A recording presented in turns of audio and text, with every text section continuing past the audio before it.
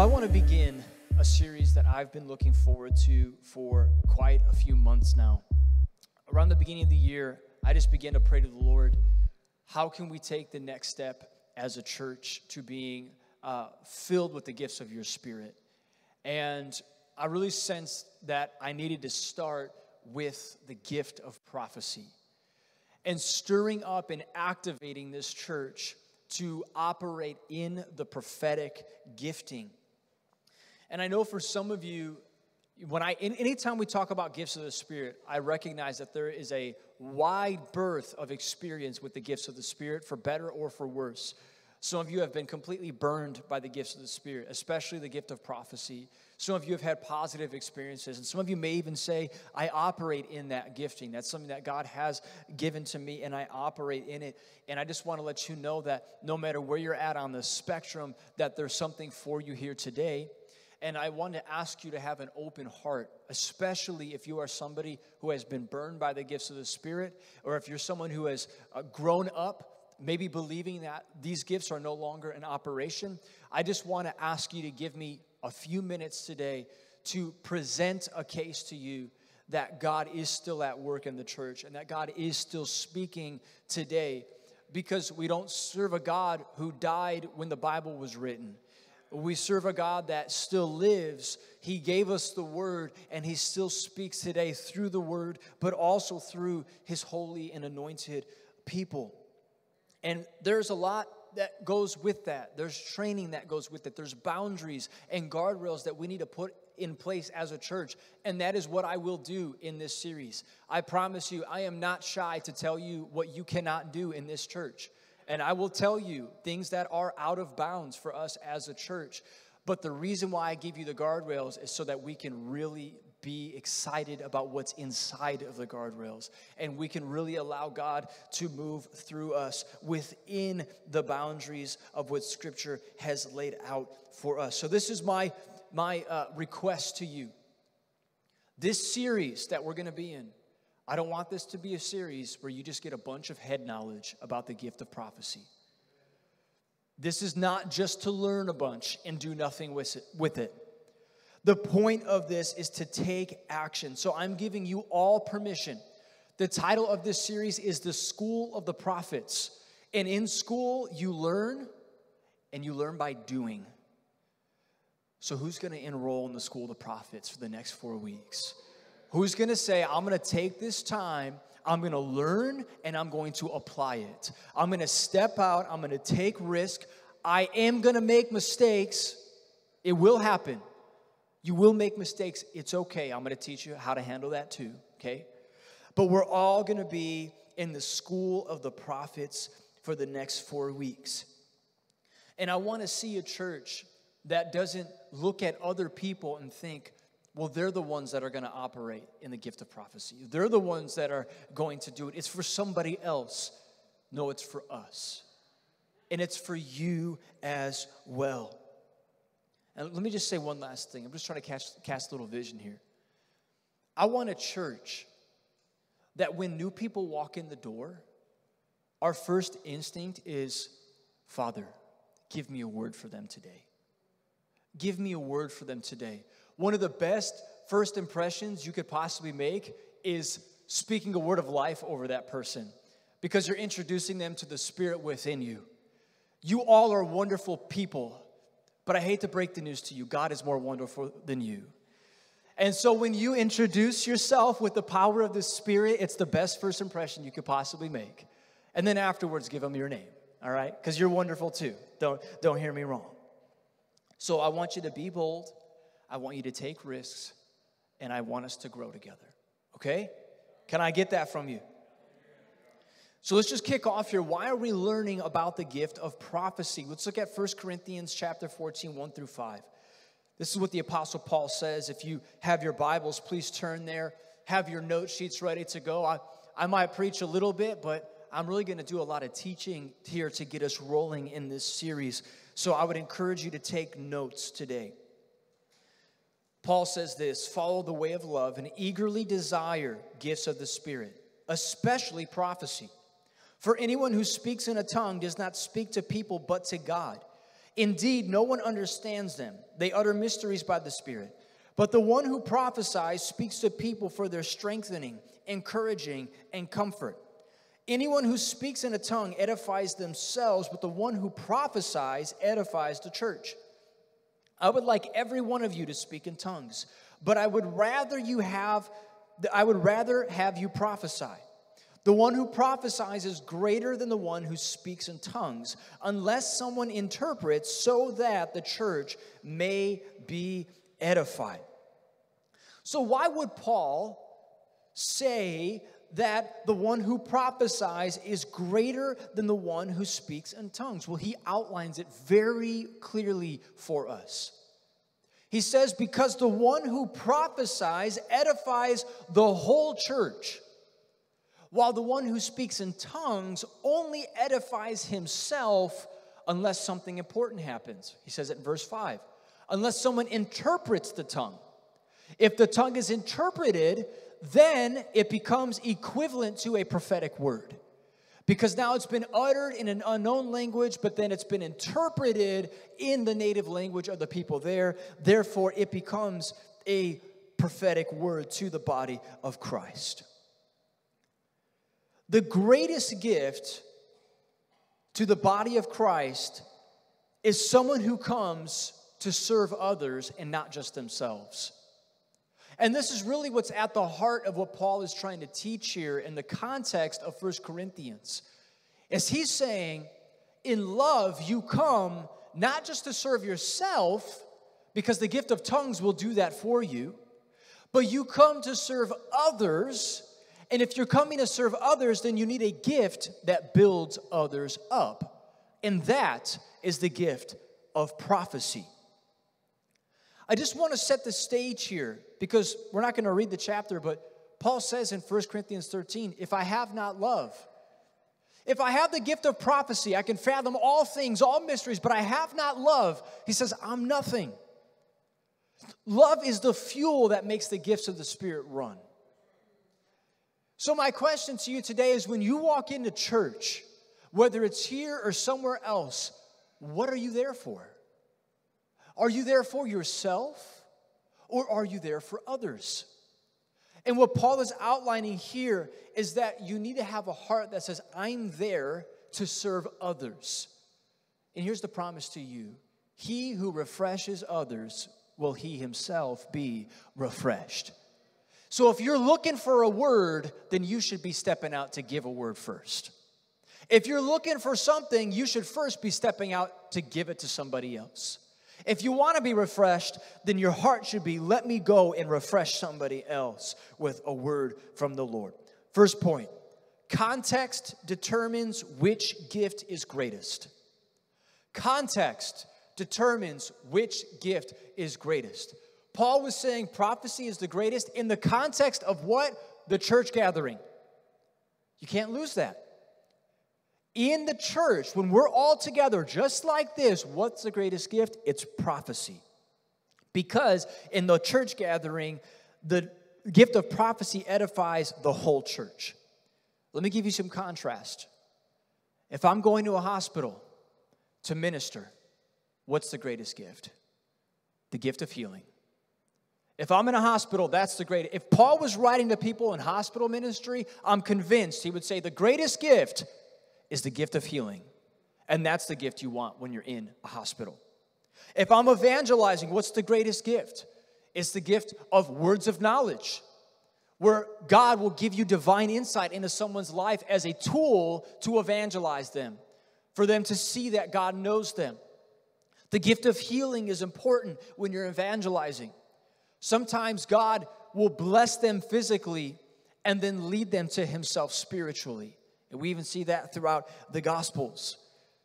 If God has called me to lead an organization, then you're going to want the gift of wisdom. You're going to want the gift of administration. Do you see where I'm going with this? Context determines which gift is greatest. So I return to my first question. Why are we talking about prophecy? Because we're talking about what happens here in the church when we're gathered together. And prophecy is the greatest gift. Prophecy is the greatest gift we can practice and grow in as a church when we gather together. So what is prophecy? I'm going to give you a little definition. I wrote this myself. It's an inspired message by the Spirit of God that is given through an individual to a body of people, a group of people, or an individual.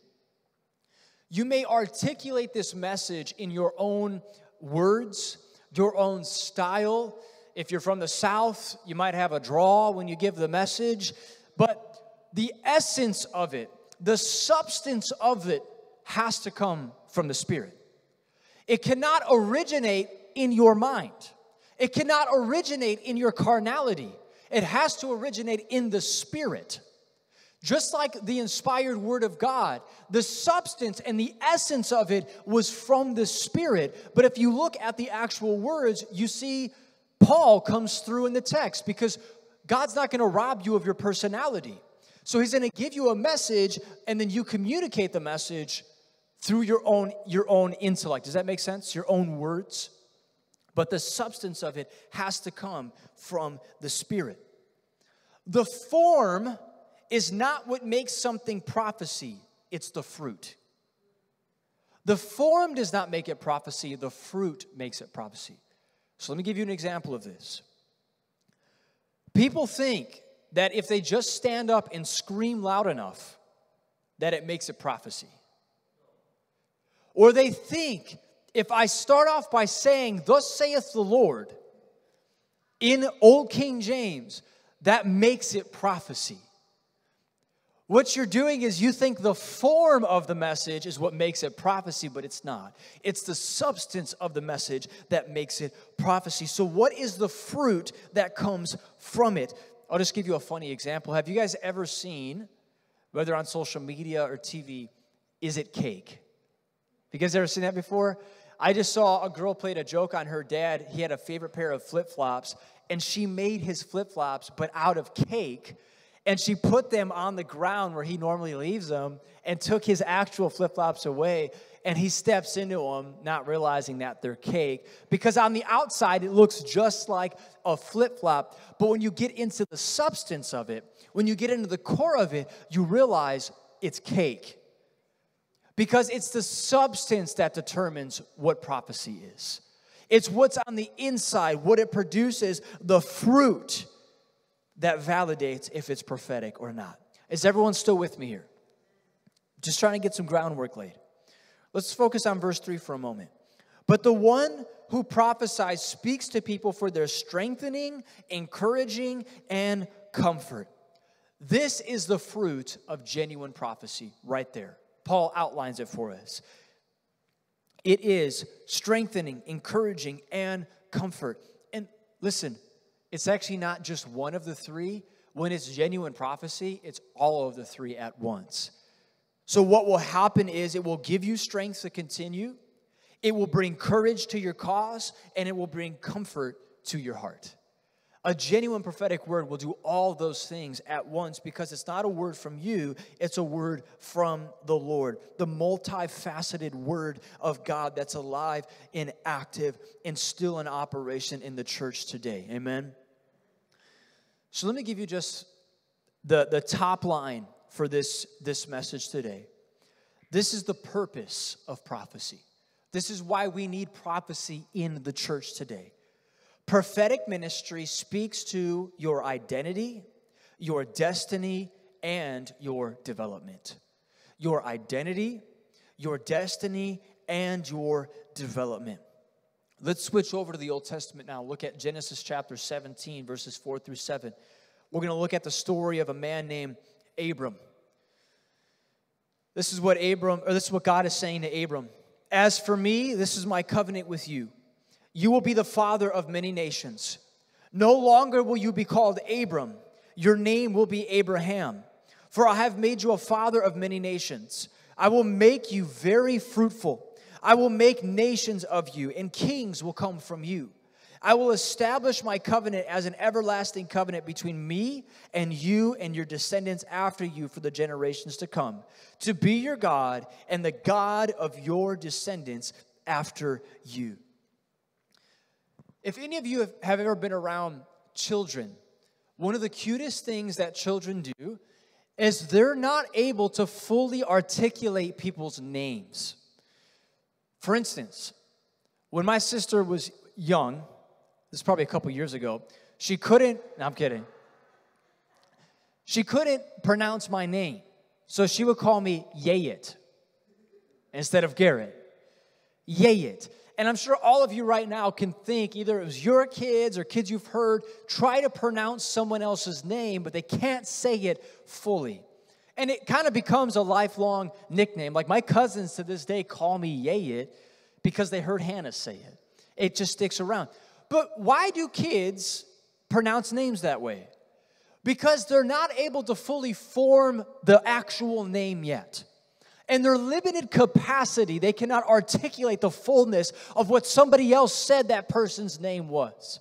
I did not name myself. My parents named me. But somebody else in their limited capacity was not able to articulate the full name. And what often happens is in our limited scope of God's plan for our life, we're not able to articulate what God wants to do. But there comes a time when God gives you insight into His plan for your life. And once He gives you insight, you go from saying Yayit to saying Garrett. Because now I'm able to articulate the fullness of the name that's been given to me. And just yesterday, I was reflecting on this point, and I felt the Lord said, it's like that with all of us. We walk around saying Abram because we haven't been given the divine insight yet to realize that's not the name our Father gave to us. The name our Father gave to us is Abraham. There's more to it, but we're not able to articulate it yet. So Abram walks around all of his life because his earthly father gave him the name Abram, which meant exalted father, singular. Until his heavenly Father takes him to a land which he does not know. And he says, I'm going to make a covenant with you, and your name shall be called Abraham. I'm giving you the fullness of your name, which you have not known before. And Abraham is not the exalted father. It's the exalted father of many. The exalted father of many. I'm going to give you your name. I'm going to give you your name. But here's what's ridiculous about this. As of Genesis 17, when God said to Abram, I'm changing your name to Abraham, not the exalted father of one, but the exalted father of many, Abram had a whopping one child. And the one child he had wasn't even with his wife, Sarah. It was with a servant in their house named Hagar because his wife had a genius idea. Let's do it like all the people around us, and you can conceive a child with the servant of the household because I'm barren. So they did it like the world did it. This is like you holding a small group at your house. 2 people show up to the first meeting, and we start calling you a megachurch pastor. Oh, look at megachurch pastor here. 2 people showed up to your small group. It's that ridiculous. Abram has one child that's not even legitimate between him and his wife. And here's God saying, your name is the exalted father of many nations. It's ridiculous. It doesn't make sense. Because prophecy gives people God's perspective of them, even when it does not match their current reality. Some would say, well, when you speak like that to people, you're lying to them. They said, you're lying to them. You're giving them false hope by speaking that kind of word over them. You cannot call a drunkard sober. You can't do that. You're lying to them. Someone just comes 2 days ago, had their stomach pumped from alcohol poisoning, and you're going to call them sober? You're lying to them. You can't do that. You can't call someone generous when they're in the middle of bankruptcy. You can't do that. You can't call the most selfish person in the world a faithful servant. You can't do that. Look at Romans 4:17. This is the Apostle Paul, hundreds of years later, speaking about the same man, Abram. Says, as it is written, I have made you a father of many nations. He is our Father in the sight of God, in whom he believed. The God who gives life to the dead, and catch this, calls into being things that were not. So Paul, reflecting on what God did with Abram, recognizes that when God spoke it over Abram, it was not true in the sight of man, but in the sight of God, it was true. And so because God saw it, even though man did it, God called forth that which was not as though it were. Prophecy is not based on what you see. It's based on what God sees. And let me tell you something. God's vision is obstructed by the blood of Christ. So when he sees you and me, he sees through a veil, and the veil is the blood of Christ. God does not have the same perspective that we have about people. And let me tell you this, you don't need the gift of prophecy to point out people's failures, their shortcomings, and the things they need help with in their lives. You don't need the gift of prophecy for that. Anybody in the world can do that. In fact, they do it all day long, talking about how people aren't this and they aren't that. It doesn't take a prophet to recognize that Abram was in a bad spot and that Sarah wasn't going to have a child if nothing happened outside of God's intervention. It doesn't take a prophet to see those things. But it does take a prophet to see people's identity from God's perspective. It does take someone to come in and say, yeah, I know that you just came off a bender and you've struggled with alcohol all your life, but God, through the blood of the Lamb, says you are sober and you're redeemed and you're clean and you're set free. I'm not lying to you. I'm prophesying to you because I'm speaking from God's perspective, not from your current reality.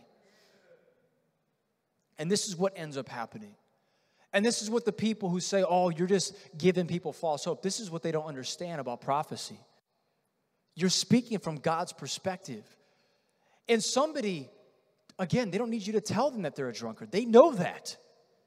But what happens when you come in and you say, you're pure, you're clean, you're sober, you're set free? I bet you they never thought those things before in their life. And all of a sudden they start to think to themselves, wait, that's how God sees me? And they start living into that reality.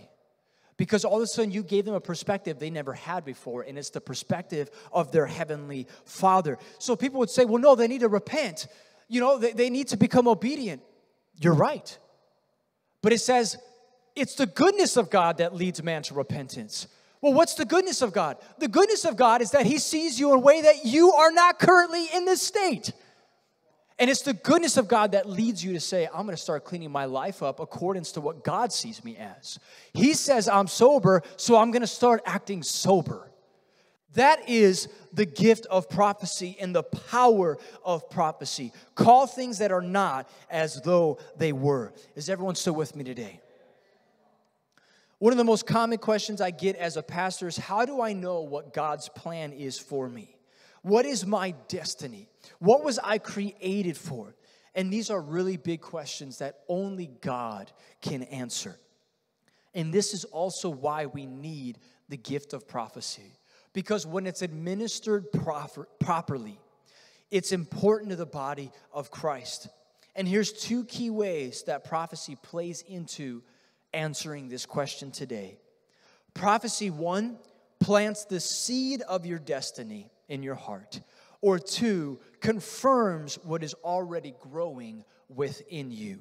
Let me read from Luke chapter 1, verses 26 to 32.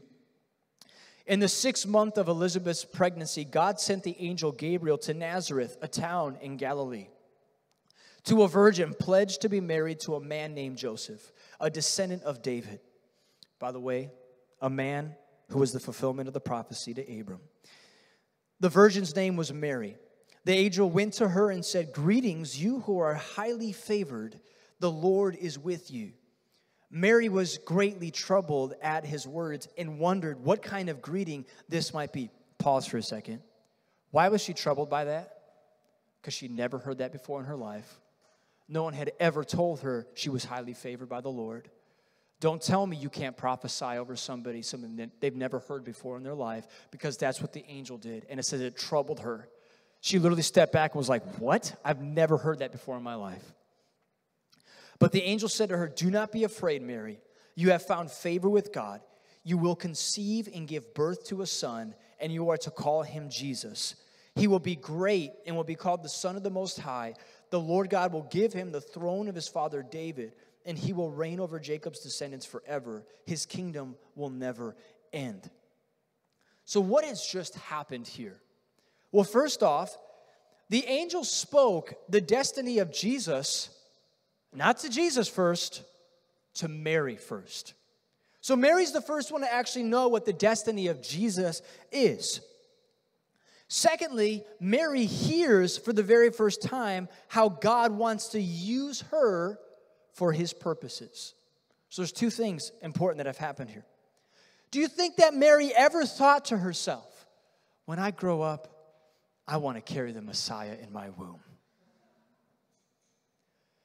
What do you want to be when you grow up? Oh, I want to be the mother of God in the flesh. She never thought this before in her life. But yet here's an angel telling her this is what God wants to do in you and through you. When you hear how God wants to use you, it's going to seem outlandish to you. It's going to seem silly to you because you've never thought about it. You've never conceived it before. It's never been a plan of yours because it's been outside of you. God's ways are not your ways, and God's thoughts are not your thoughts. And when you get a glimpse of God's thoughts, they're going to sound a little bit weird to start with. What? You want to use me how? You want to send me where? There has to be a first time you think about it. You ever thought about that? There has to be a first time at some point. So prophecy plants the idea of your destiny in your heart. Now let's go a little bit further here. So we see how a prophecy gives you the first idea, which you may not have ever had before. But then a little bit later on, Mary and Joseph, they already are taking care of Jesus. He's been born. And while they're caring for him, some shepherds in a field, they get a surprise visit. Look at Luke chapter 2, verses 17 through 19. When they had seen him, they spread word concerning what had been told them about this child. So these shepherds were visited by an angel who told them that the Messiah had been born. And all who heard it were amazed at what the shepherds said to them. But Mary treasured up all these things and pondered them in her heart. So sorry, let me give a little more context here. This may be confusing. A group of shepherds are out in a field. An angel visits them, tells them the Messiah has been born. So they go and find the Messiah. They go to Mary and Joseph with the baby, and they tell them what the angel had said to them concerning the baby Jesus. They share this news with Joseph and Mary, and what does Mary do? This is the key phrase. Mary treasured these things and pondered them in her heart. At this point, Jesus is still a baby. He's not a king. He's not a ruler. He's not a leader. He's not a renowned healer. He's not a prophet or a teacher. He's none of those things. He's just pooping in a diaper. That's all he's doing at this point. And then these shepherds come and share this news with Mary, which shouldn't have been a huge surprise to her because she had heard originally when the first angel came who Jesus was going to be. But yet she still ponders and stores these things up in her heart. What's happening here? Prophecy not only plants the idea, but prophecy also confirms what's already been growing in your heart. So someone may say to you, they may give you a prophetic word. Hey, I just really felt the Lord wanted me to share this with you. There's a calling on your life to minister to this group of people. And you know what you may say to them? It's so weird. That's the 5th time I've heard that this week. Why does this keep happening? Why does this keep popping up? Because part of prophecy is not just to give you new information, it's also to confirm what's already been stirring up in your heart in the first place. And this is why we don't force prophetic words on people. We submit them. Guideline number 1. We submit prophetic words. We do not force prophetic words on people. Because if it's from God, you will not need to force it on them. You just submit it to them. For some people, it might be the first time they've ever heard that before. I've never even considered that. Oh, I'm just going to submit it to you. Take that before God in prayer. Let the Lord speak to you about it. Or for some, you may give that word, and they may say, man, I've been hearing that over and over and over again. Praise God. All you're doing is watering the seed that somebody else planted. Here's the last thing that I want to give you before we close today. Prophecy, it not only gives the purpose, it also gives the power to get through the process. And this is one of the most important things that I think that prophecy does for us. Let me just give you a little insight here about how God works and how God speaks. God loves to tell you what's going to happen at the end, but He will rarely tell you what it's going to take to get you there. Because if He does, He knows that you would never go on the journey. If He tells you what it's going to take to get you to the end, you would never start in the first place. So what does He do? He tells you what's going to happen at the end so that you get excited about it and you start going through it. And then once you're in the process, He's like, all right, now I can carry you all the way through. Here's an example. This is all over Scripture, by the way. I think one of the most famous ones, though. Jesus says to the disciples when He first meets them, I will make you fishers of men. That's the end goal. But He doesn't tell them everything that it's going to require in between. Between A and Z, there's a lot of stops that we're going to have to make. That's called the process. And God rarely fulfills prophetic words immediately. For Abram, He told him, I'm going to make you a father of many nations. And it took him 25 years before he had his first legitimate son, which was Isaac. God is about the process because what's happening in the process is God's building your character so that when the word actually comes to pass, you have the character to carry the word in your life. Because if God fulfilled it to you today, it would crush you because you don't have the character or the preparation to carry the calling that God's placed on your life. You have to go through the process. And that's why prophecy is so important. Because prophecy gets your eyes on the end goal so that you have the strength to make it through all the stops it's going to take till you get to the final manifestation of the prophetic word coming to pass in your life. Does this make sense to everybody? Would you stand to your feet?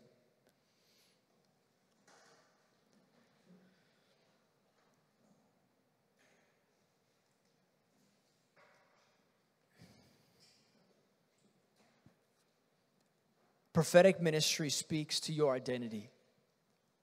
God calls those things that are not as though they were because He does not see things the way that you see things. He sees things through the blood of His Son, Jesus. It speaks to your destiny. God has a plan for each one of your lives, and He's not quiet about it. He will speak bits and pieces of it to you. He will plant seeds of your calling in your life, and He will water those seeds through continued words of affirmation of that calling. And lastly, prophetic ministry speaks to the development of the calling on each one of your lives. It gives you the strength to make it through. It's time to make a transition as a church, and I mean Big C Church, the body of Christ as a whole. Making a transition from God's word dwelling richly within us to God's word richly flowing through us as well. We have to make the transition because we have a church that is obsessed with head knowledge. They're obsessed with learning, and it's not a bad thing. But just like the Dead Sea, it becomes a bad thing when it doesn't flow out of you at some point. So we have to take that step of saying, God, you've been speaking to me, but now I'm ready for you to speak through me. And there's life in the body when God's word is in abundance. God's word is the life source of the church.